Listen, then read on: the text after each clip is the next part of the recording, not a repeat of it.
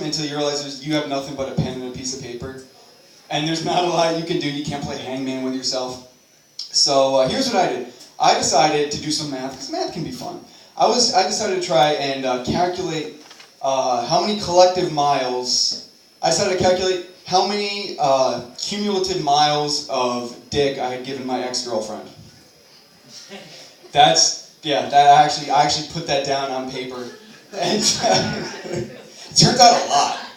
Turns out way more than I thought. Like, the amount of miles of cumulative dick that she received from me, it was more than I would have ever been willing to walk to go see her at any point in our relationship. It was just, we were in a long distance relationship too, that was the fucked up thing. It was just way too much, way too big of a, and I know you guys are probably, like, it's seriously, true story. You guys, and I'm counting in and out, by the way, I'm not just counting out, I'm counting in and out. And it was just way too much. It was just bad. And you guys are probably thinking like, oh, this guy might be hung like a horse. No, not the case. Not true at all. Like, I just signed up for OkCupid. Probably not. I'm the only person that might admit it right now. Signed up for OkCupid, and there's this list, and it says, the 6 things I could never do without. And girls are always like, oh, my friends, Netflix, oxygen.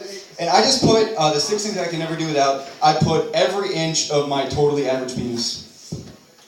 That exists in cyberspace right now.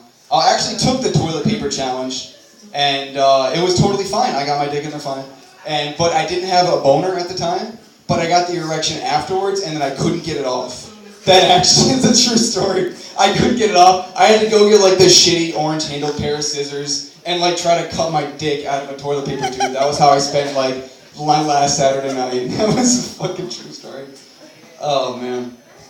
But yeah, in case you're wondering, it was like 2.4 to 4 miles of just collected dick. Just fucking. And the thing is, if I could, I'm not willing to walk the distance, but if I could like fuck my way 2.4 miles, I would have been willing to do that, absolutely.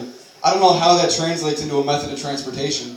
Like, I don't know, maybe I'm in like a sailboat, but there's no wind, and I just have to kind of like rock it, like a foot at a time, you know, like, oh, I'm coming. I'll give it 1 second to think in. Coming.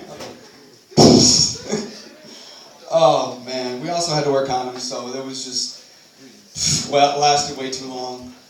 And see, we didn't even fuck that much. It was like once a month, and we stayed together for like 2.5 years. Way too long we stayed together.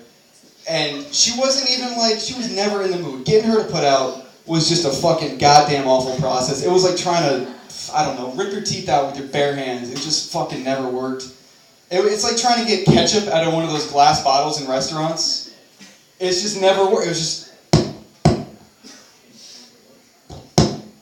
fuck. It was easier with a knife, I guess is what I'm trying to say. But it's just,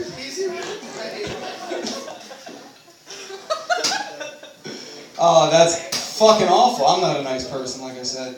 Anyways, that's probably time. I'm giving it a guesstimate. You guys have been pretty alright. I'm going to give it back to the host.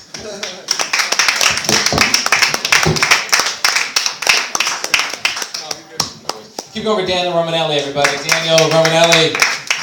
How to throw